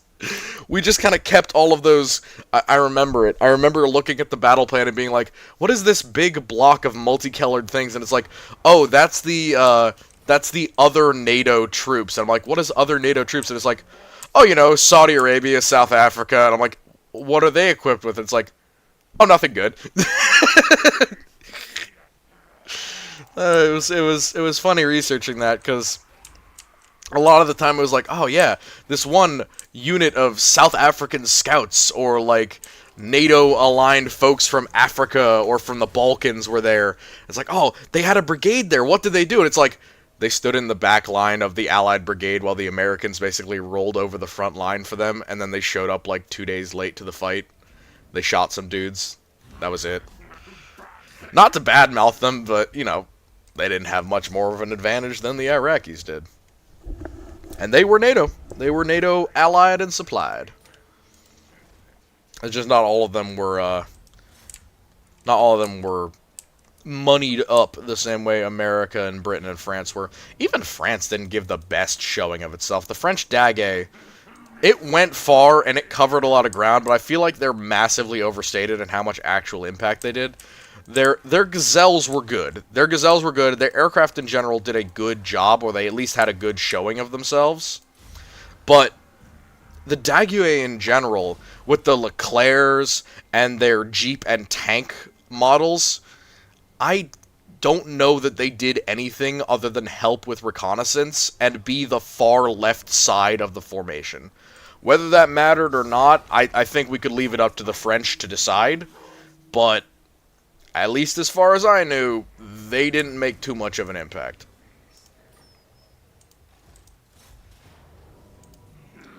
Scared to even learn about the South African military, considering their history in the mid-late 20th century? Considering their history in the modern day, I'm scared to learn about what it was. But they tried their best, and even recently, South Africa just recently they purchased a bunch of Saab Gripen like Swedish jet fighters and trainers. And I'm like, okay, yeah, cool, good. I'm glad they did that. They're modernizing their Air Force. At least something in their military is modern. And then I looked how they actually acquired them, and I did a facepalm, and I'm like, why are you like this? Why do you just have so much corruption that you can't even do an arms deal correctly? But yeah. I mean, it's not their fault. It's the fault of their government and how it was set up, but it's just really unfortunate that they couldn't be competent. Well, it was a Saab Gripen. Saab is a Swedish company, right? Wasn't it? I might be wrong. I hope I'm not misleading you, because I know that they weren't purchasing it from the Swedes. I think they were purchasing it from the French or from somebody else. Someone else, essentially, was selling them the Gripens. But I know that they were made by Saab. And the problem was that during the purchasing process, initially they were like, oh yeah, we need them for this amount of money. And then the Saab Gripens were too expensive. And then they went back and revised the rules and were like, money is no longer an issue. Also, can I slide you like a $2 million bribe, person in South Africa who is doing the choosing for the new jets? And he's like, yes, I will, and Saab Gripen has been selected. So, yeah, just in general, it's so unfortunate how their country has gone, especially because they had such a bright future ahead of them. Back in the day, under Nelson Mandela, and kind of in the 90s a little bit. But they were set up to do so well, and they have just absolutely thrown away so much of what made them viable in the early 90s and 20th century. Their military is embarrassing, but like is that really surprising to anyone? It's South Africa, guys. They don't have a lot of money that doesn't come from diamond mines, basically, or gold mines. And we know how long that those can keep a society afloat. Not long. Diamond and gold mines can only keep you running for so long. Also, how would I lose this fight? I do not believe you. I don't care. Dude, this is an open battlefield. There's no way I lose this fight. They are full up. I have so much menace below, and I have the Molder. Yeah, I don't lose this fight. I do not believe that. Also, yeah, I'm a big fan of Swedish gear as well. Mostly World War II Swedish stuff that gets modified by the Hungarians, but still, it was Swedish at one point. I think that the Stridsvagn is a bit of an odd design, but I guess for the time it was a solid pick. Arguably solid pick. I would argue with anyone who said that it wasn't a solid pick, at least. We need to make a cheap tank that can kill the T-72 and the T-55, but it also needs to be cheap as hell. Minor Nation gear in World War II is awesome. I agree. You are objectively correct. Objectively correct. I don't think anyone would disagree with you if you said that if they knew anything about Minor Nation gear. I could talk about Hungary for literal hours, but I don't want to go past like 11:30. I could talk about Hungary for hours, but they're just my personal interest. Going about some others, well, the Swedes made a bunch of stuff, but they never actually used it, which I think kind of sucks, because some of it was really cool. The Romanians, no one talks about this, but the Romanians and the Yugoslavians both made their own tank designs, and used them, and nobody talks about them. And I was like, why? Why is that? And it's like, oh, they sucked. That's why. They were terrible, and nobody liked them. You know, that's a pretty good reason to not talk about a tank design. But, yeah, it's unfortunate that a lot of them ended up just being absolute clunkers. Especially, like, the R03 and the R01 that the Romanians used. They were ass. Like, they were really, really bad. To the point where they were like, ah, yes, we would like to take the Italian L360 tankette. Why? Because the R1 is a massive piece of shit, and also we can't make any of them because our industry is literally falling apart. Tabletop game in alt history Cold War, TLDR Axis 1 World War 2. Team CSA squad using French colonial arms to aid rebels. Yeah, Labels in 1964. That's a really cool idea. I like that as a concept. Honestly, that sounds pretty cool. I forgot I get rat ogres as a summon. That's wild. But yeah, I think one of these days I'm going to have to play Hearts of Iron, because I play that way too much for it to not be part of the channel. And I was shocked that I haven't actually uploaded a video of it even on the old channel. Or the old portion of the channel. Does it bother any of you guys that I have like a backlog of 40-something videos? Or no, more than that, like 100 or something videos that are all like either no audio or like crap audio playing a video game. Y'all don't care about that? I hope nobody watches those and thinks that that's like my channel. Like, I really hope nobody sees those and goes, ah yes, High Dragon's Breath. Yep. New Order is great, and in general, that game is also just incredible. I love it.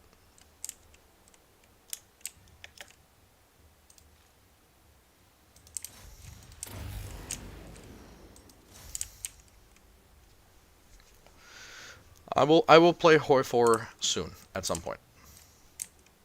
For sure.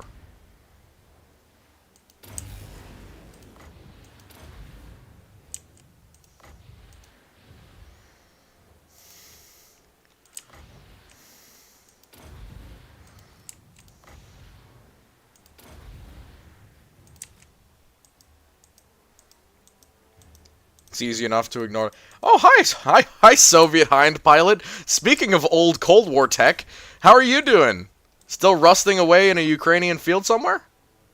I'm joking. That was just a joke. I don't mean to be mean. It's just a lot of your friends are currently moldering away, as it were. Haha, funny Clan Molder joke. Hind is a very nice aircraft, though. I am a big fan of it. Though I'm not as intelligent upon it as I should be. Honestly, I should know more, and I don't. If you'd like to inform me, I would appreciate that. Yeah. It's good. It's easy enough to ignore the old videos. Thank you. I appreciate that. I don't do a ton of... Yeah. So iconically Soviet. It's up there with, like, the T-34 and, I don't know, alcoholism in terms of Soviet iconography. Definitely up there. Explosion! Explosion! I've never done this one. Oh, shit. Oh, it's like a little bomb. Cool. Oh, it doesn't affect allies. That's fun.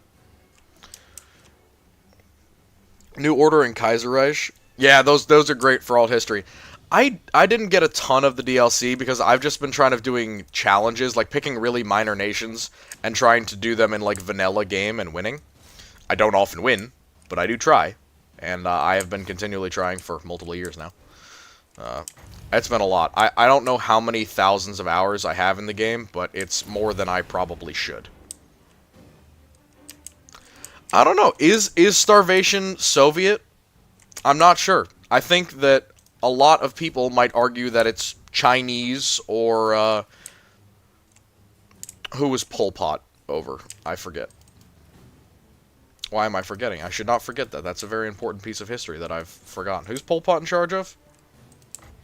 Anyone remember? The Reds, the Khmer Rouge. Was that in Siam? It was somewhere in Thailand area. Cambodia! Fuck! Yeah, thank you. Sorry. God damn, I'm sorry. That is some historical shit that, as a history person, I should not forget. Because that is important shit. That is the second most deaths due to a regime in human history. The first one being the Soviet Union. Or, sorry, the first one being China. Then... Nope, China, then Russia, then Cambodia, then the Nazis. More of a gun nut, chose a name mainly because I saw a picture of the hind and found it endearingly ugly. Oh, it's not all that ugly. It kind of looks like a cute little frog or an alligator. I think, don't people call it the alligator, unironically? Isn't that like people's pet name for it? Like how the Apache is the... Or like how the A-10 is the Growler? Or is that... No, that's the Kiowa. That's a different one. Different helicopter. Sorry, aircraft, not my specialty. Guns, my specialty. And artillery. And tanks. Anything that fits around a tank, that's my specialty. Machine guns, heavy machine guns, tank cannons, I got them all. But aircraft and especially helicopters, they work off some black magic, so I don't understand them as well. Depression, look up Soviet troops in Afghanistan. If I thought Vietnam was depressing, oh, believe me, I've been looking up that one Soviet folk song from Afghanistan, where they're talking about what's the difference between me and the man across from me. We are both just a man. I'm here far from my home. You know, all that shit, because, oh my god, what the Soviets were doing in Afghanistan.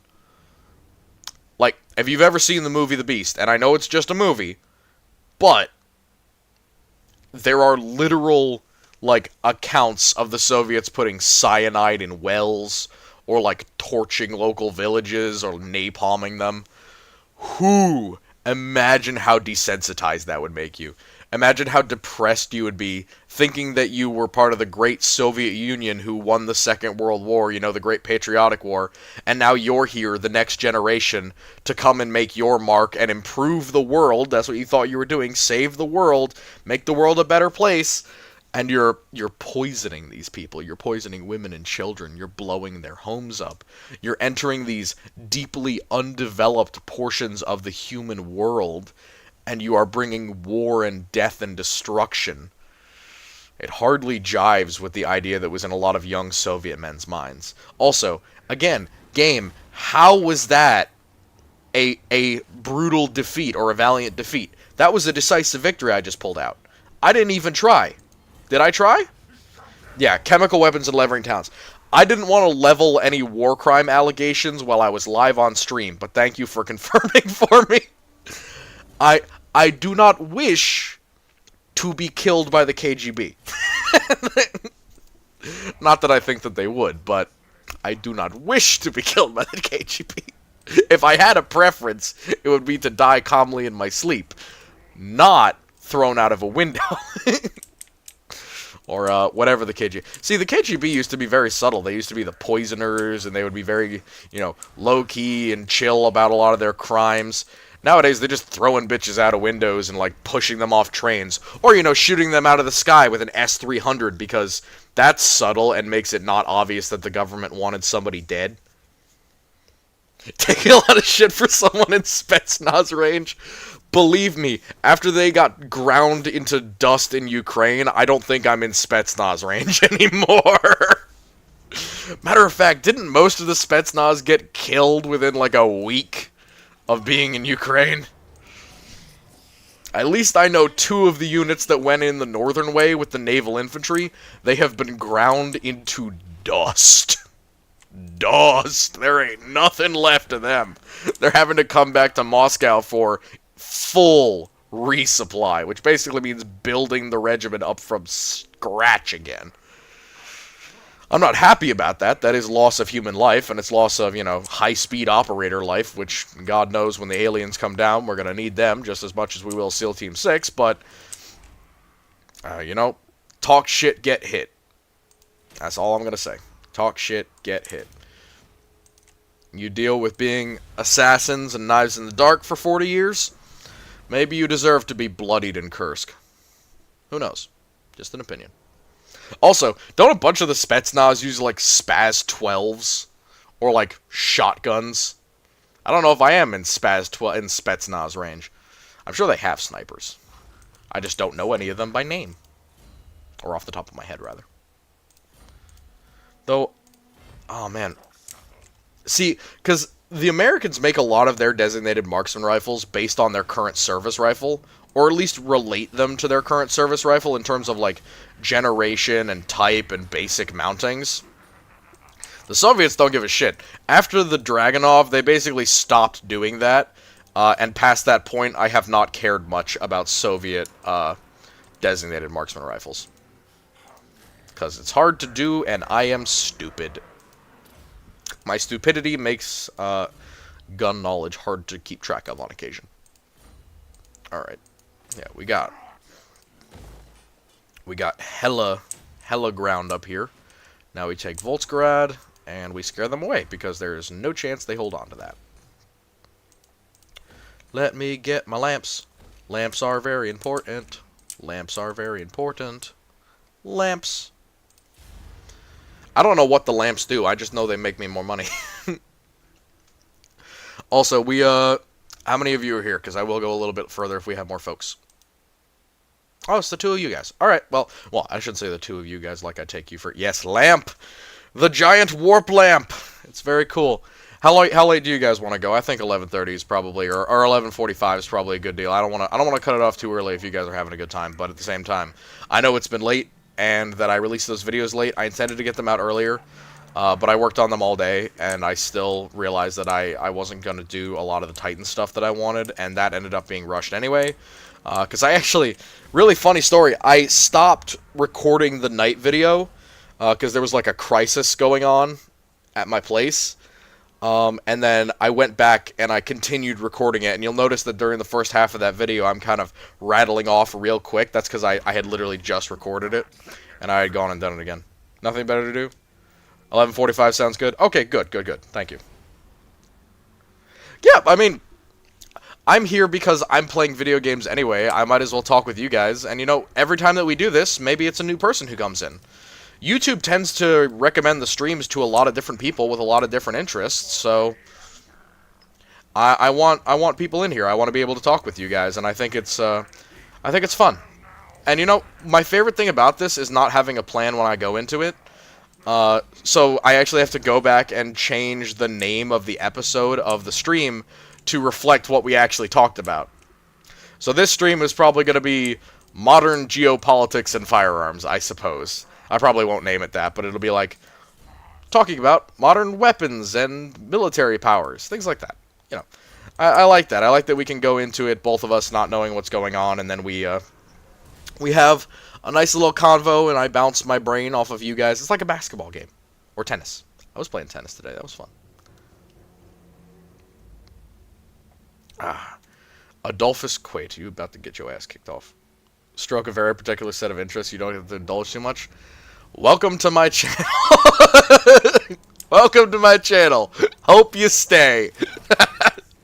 That is the entire point of my existence. I live to serve, and that is the service I offer. I provide the strange, the abnormal, and the downright weird. Because I am all of those things, squished into a relatively small bundle. Alright. How many turns can I stay here? Oh, wait. Yeah, we're just going to get Rat Ogres. Second army going up. Yeah. And I mean, if I go to 11:45, that's great, because I won't have to go up and get another drink. And I can just roll right out of my chair, post this, and then just roll right into bed. Because I have to get up tomorrow and prep for D&D. And it's going to be a long night tomorrow night if I don't do that. because I have a lot to do. I have so much to plan. I got battles and fights and all kinds of stuff in mind. I'm not gonna say this because I know some of my players actually do subscribe to this channel. Kaiserreich, entire ideology of syndicalism. Oh yeah, oh yeah. No, syndicalism doesn't just exist. It is popular. As far as like corporate syndicalism, I mean, it is the basis of all modern corporate, all modern corporate business.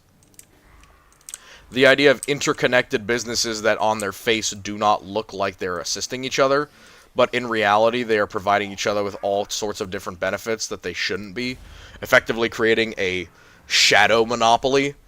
Yeah, it's not an old ideology either. It's a pretty modern one. Well, it's modern as in like the 1920s modern, and theoretically also before that. Oh, anarcho-syndicalism. Ah, yes. The cultural one, not the economic one. Understood. Well, BlackRock and such is what I was talking about. That's the economic one where we go through and we take corporations and turn them into important pieces of the government because, well, they do their job really well. Anarcho-syndicalism is a wee bit different. Like most anarcho things, it breaks things down to the individual, and it is kind of that same interconnectedness, but expanded upon the rest of society rather than just applied to businesses. At least that's how I understand it at the moment. I might be wrong. It's been a while since I read up on my political ideologies, mostly because we only use like 5 of them in our modern day. Mostly because only 5 of them actually work in our modern day. Well, that's not true. Oh yes, anarcho anything has been done at a national scale. Yes, it has. So during the Russian Revolution, I've spent a very long time. Well, not necessarily researching. I actually just spent a good time in college learning about the Russian Revolution in high detail. There was a period of time where it was anarcho-communism, specifically under the blacks, which sounds worse than it is. It is the black-shirted legion of the communists. They were anarchist factions within Lenin's uprising that didn't agree with him. They were genuine anarchists, but they were willing to take on Lenin as an ally and fight with him against the whites. So there were 3 sides to the war eventually: blacks, whites, and reds. Mahanko, yeah. Yeah, so in the areas, yes, Ukrainian Army of the Black, exactly. There were other Ukrainian armies of the Black who were fascist, but the armies of the Black who served with the Reds in the Soviet Union, or what was to become the Soviet Union in Russia, they took over territory and ground just as much as the Reds did, and where they took over, anarchy reigned. They were genuine anarchists. They believed in the destruction of government, the destruction of all of the state, no apparatus of state, everything back down to the level of the individual, so that things could be more equitable and more equal, quote-unquote, but often since there was a war on, their equality meant stealing everything, doing whatever they wanted, and committing whatever crimes they felt they needed to do. Yeah, there's a reason why the Black Legions did not come out on top of the eventual political power struggle that rose out of the Soviet Civil War. They were not very good to a lot of the people who they conquered or otherwise took over. Also, hey, I just conquered Kislev. That was easy. Oh, yeah. Well, they also had the same thing. They had a kind of anti-communist anarchist forces. It's just difficult to tell sometimes when a black shirt is a black shirt and when a black shirt is a black legionary. God, and now I'm getting them mixed up with the actual Black Legion from Warhammer. But yes, you got to be careful so that you're talking about anarchists and anarchist communes and not fascists or nationalists, because the black shirts for Italy were almost more nationalist than they were fascist until, a certain point during their uprising. Until the king was overthrown, they were nationalist, and then Benito Mussolini's ideology essentially inbreeded into their existing ideology, and the more not necessarily radical, but the more right-wing, at least, portions of the party who were less nationalists and more fascist came to the fore. And that's when the black shirts became the black shirts that we know today. Or we know of today, rather. Fort Jakova and Zavastra. Okay, well, I'm going to send this towards Fort Jakova. And this one is going to go towards Zavastra. Ukrainian Black Army under Nestor Manko, definitely not the nationalists or fascists. They were called anarchist communes. Oh yeah, for sure. Like during the Russian Civil War, it's actually easier to tell because they're all communists, anarchists, or nationalists. There are not many, if any, fascists during that time because it's before the rise of popular fascism. It is before that ideological movement had gained the level of traction that it would have in the 20s and 30s. Since it was still 1916 to 1918-ish, and a little bit further, that movement had not yet gained as much traction. And to a degree, communism is a direct opponent of fascism. At least, that's how the fascists saw it. They saw communism as a direct threat to their uprisings. So, the nationalists, who wished for a stronger, more active authoritarian government, would see communists who sought to enact socialism or the destruction of an existing government no matter how authoritarian it was, and then replacing it with their own authoritarian government. They saw that as a threat. So they became natural enemies, which is, kind of led to the Hitlerian ideology as well, where he believed that all Marxists were out to get him and that fascism was the way that he should follow, which is just ass-backwards logic, and to this day I do not understand it, and it made sense at the time, I'm sure, in the wake of the Russian Revolution. I'm sure it made sense to some people, obviously enough that he got elected, but I don't understand it, but I'm just a modern person. I don't have the level of look-backism that we had in the 30s and 40s. Horse cart Maxim gun technicals? Yeah. The Maxim gun gets abused to an unbelievable degree in the Russian Civil War. Kind of same thing in the modern Ukrainian war as well. Trotting out Grandpa from his resting place in a museum to put him onto the field in modern warfare. It feels dirty to me in a way that I could only explain to somebody else who is like a big museum or military history fan. I don't know why, but people taking Maxim guns and putting them on modern technicals feels filthy to me. I understand the necessity of it, but it's like licking a grimy bathroom floor. That's how it feels to me. I don't like it. I don't like it at all.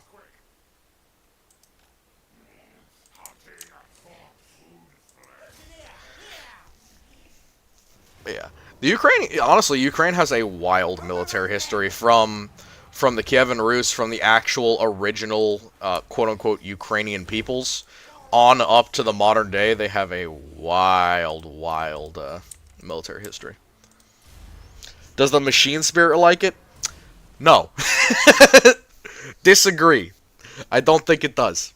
I don't think the machine spirit likes being taken away from its nice solitary rest and brought back into combat. Because you gotta remember, if a machine spirit from the Russian Civil War was trotted out and was used by Russians to fight Russians... Actually, now that I vocalize those words, I realize that the machine spirit would probably be like, yeah, let's go, round 2!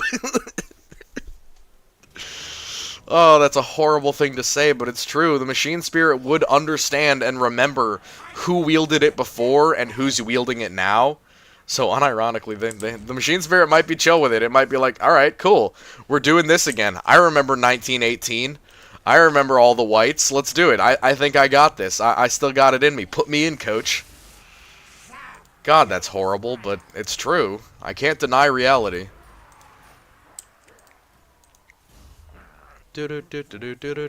Tenacity. You have not done terribly. You get buff. Alright, you need to chill in stance. Alright, 47 turns. Maxim guns killing since 1884. Yeah, and Nagant's killing since 1891. Forgotten weapons. Volunteer trained under Yanian troops that had the Maxim guns, used them as static fire support for trench assaults. The world history is wild. It's wild, man. Oh, the idea that the Ukrainian front looks how the Eastern Front did in 1916. It blows my mind. The only difference being the absence of Germans and Austrians and Hungarians and everyone else involved in the Austro-Hungarian Empire, which is a very large number of racial and ethnic groups, which I'm not going to mention because, my god, I do not care. Quite frankly, if you asked me to name off every single ethnic group in the Austro-Hungarian Empire, I could do it, but I would be mad at you for making me. I would be very mad at you for making me. I'd be like, why? Why am I doing this for you? Are you paying me? Do I get a meal after? Better be paying me if I'm giving you that much information. Alright. Going back in time in some parts of war? Correct. Very correct. Oh, if you want to talk about drones, I'll talk about drones all day, by the way. I do not like... I'm a big tank guy, which means that drones cramp my style. But I also think that people are way, way, way overestimating the power of these little things. And they have reached probably the epitome of their usefulness without a significant breakthrough, in my opinion. But that will require hours and hours of talking to you guys and getting your feedback, so it would take me a while.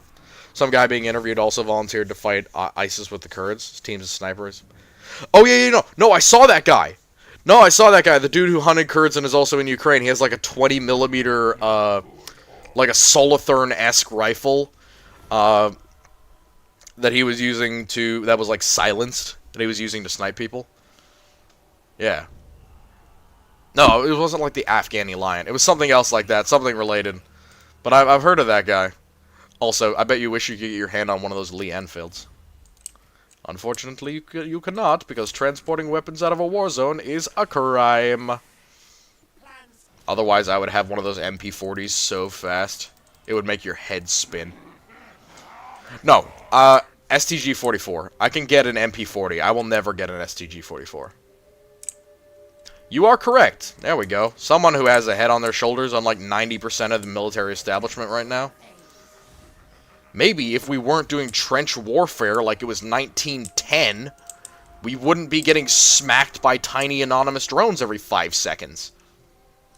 Maybe if these things had to travel faster and be a little bit smarter, they wouldn't be so cheap and easy to produce. Maybe if we thought for 2 seconds this war was a bad idea. What do you think about that? Maybe this was a bad plan altogether. Maybe you shouldn't have done this. Maybe you should have had some level of oversight so that you didn't just make dumb decisions on your own. Idiot. Bald KGB looking. Why must all the prime World War II surplus be left in the Middle East? That's what I'm saying! Yeah, drones are not perfect. Sorry. When I said that they've reached their limit of usefulness for the moment, I meant that they had... Well, what he said. They had an unnatural level of success because of the conditions on the ground in Ukraine right now.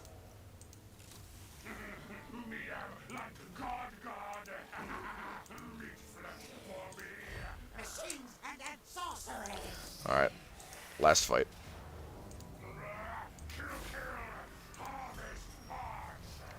Yep, STG-44. Dude, it hurts. It physically hurts me to know that I will never be able to have an STG-44. It hurts, man, a lot. Trench warfare is localized to certain parts of the front, not all of it. Yeah, but the parts where it's not trench warfare are across rivers staring at each other from relative urban areas. In the areas of open countryside, that shit is trenches. Otherwise, it's rivers, or where there has been urban combat, let's be honest, they've been literally... They have been dumping so much ordnance in those areas that they are absolutely gone. most of the cities that have been in active combat for a couple of years are leveled like Bakhmut was. There's nothing left. It is no longer a city, it is a pile of rubble, for the most part. So, it may as well be trench warfare, because you're working on the same rules as Stalingrad. If you destroy the city, well, then there's nowhere to fight it, is there? Artillery-based army. Artillery's cheap, so are human lives. That's their mentality. For the Chinese, it's human lives are cheap, so is artillery. It's the same thing, just the opposite way around. PSA project to mix the SGG. Yes! Oh my god, the PSA project! Oh, if there was any firearm I was ever gonna purchase, it was gonna be that. It was gonna be the PSA STG. That is such a sad thing. That, let's be honest, so many people were excited for that. It wasn't just us military history nerds. It was like, oh my god, like a real one, like a legit one, like one made by PSA, people who know what they're doing and who aren't gonna screw us over, or like be poor Meadow State Armory and make just a crappy carbon clone. Ah, man, such high highs and such low lows. Yep. Sorry, just checking out that I haven't missed anyone. All right, yep. Thank you all so much for coming. I appreciate so much.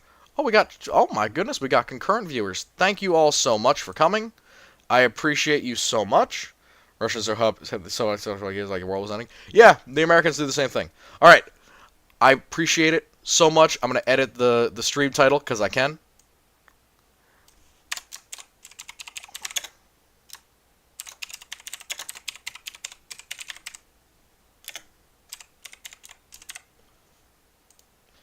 And good night.